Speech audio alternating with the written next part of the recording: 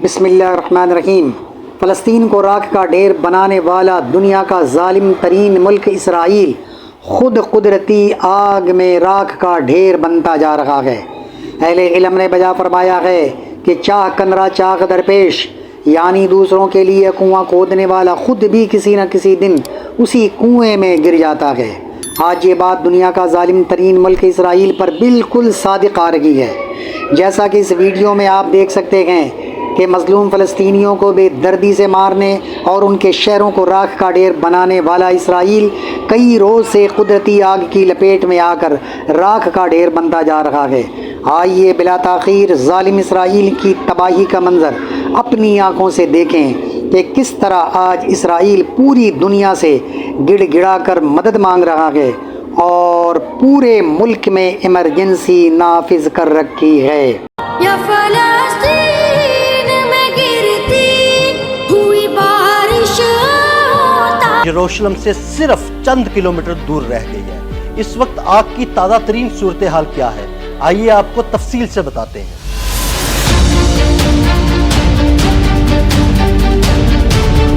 اسرائیلی ظلم کا شکار نہتے فلسطینیوں کی دعائیں رنگ لے آئیں۔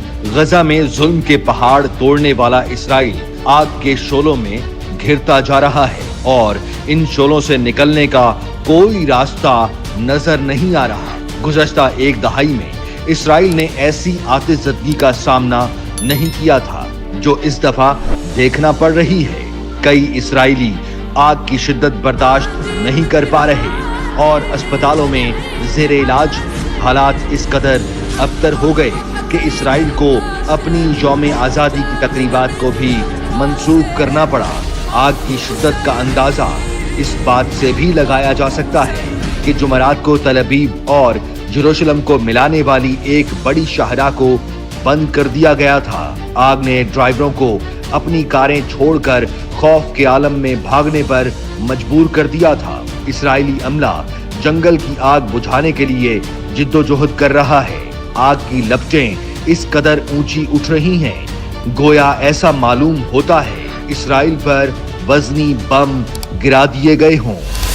اور اس آپریشن کے دوران کم از کم 17 فائر فائٹرز زخمی ہوئے ہیں۔ حکام کے مطابق مقبوضہ بیت المقدس اور تل ابیب کے درمیان اشنول جنگلات کے علاقے میں بھی آگ لگنے کی اطلاع ہے۔ حکام نے جنگل کی آگ کی وجہ سے مزید آبادیوں کے ممکنہ انخلاء کے لیے ہدایات جاری کی ہیں۔ آگ بدھ کے روز یروشلم کے باہر پہاڑیوں میں دوپہر کے قریب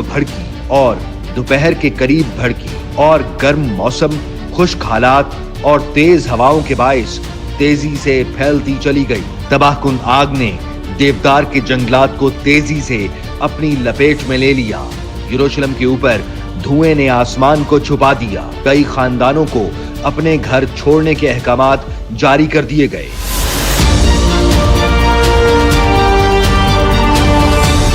یوم آزادی کی کئی تقریبات کو منسوخ کر کے سیکیورٹی فورسز کو آگ سے متاثرہ علاقوں میں امدادی سرگرمیوں کے لیے بھیج دیا گیا۔ اسرائیل کی فائر اینڈ ریسکیو اتھارٹی کے ترجمان تولبو لووچ کے مطابق آگ نے تقریباً 5000 ایکڑ یعنی 20 مربع کلومیٹر کا رقبہ جلا کر راکھ کر دیا ہے اور یہ گزشتہ دہائی میں اسرائیل میں دیکھنے میں آنے والی سب سے بھیانک آگ ہے۔ اسرائیلی فائر فائٹنگ اتھارٹیز کی جانب سے ملک بھر میں تمام فائر فائٹنگ ٹیموں کے لیے انتہائی ہنگامی حالت اور عام متحرک کرنے کا حکم جاری کیے جانے کے بعد درجنوں فائر فائٹنگ ٹیمیں متاثرہ علاقوں میں آگ بجھانے کی کوششوں میں مصروف ہیں۔ اسرائیل کی فائر اینڈ ریسکیو اتھارٹی نے عوام کو خبردار کیا ہے کہ وہ پارکوں یا جنگلات سے دور رہیں۔ اسرائیلی محکمہ موسمیات کے مطابق ہیٹ ویو کے بعد درجہ حرارت میں کمی آئی ہے، تاہم ایک بار پھر تیز ہوائیں چلنے کا امکان ہے جس سے آگ کے مزید پھیلنے کا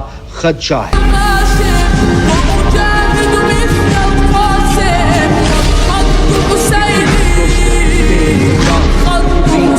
رومانیہ نے آگ کے شعلوں سے لڑنے میں مدد کے لیے اپنے طیارے اسرائیل بھیج دیے ہیں، جبکہ شمال مقدونیہ اور قبرص سمیت کئی دوسرے ممالک بھی پانی گرانے والے طیارے بھیج رہے ہیں۔ اسرائیلی وزیر اعظم نیتن یاہو نے خدشہ ظاہر کیا ہے کہ آگ یروشلم تک پہنچ سکتی ہے۔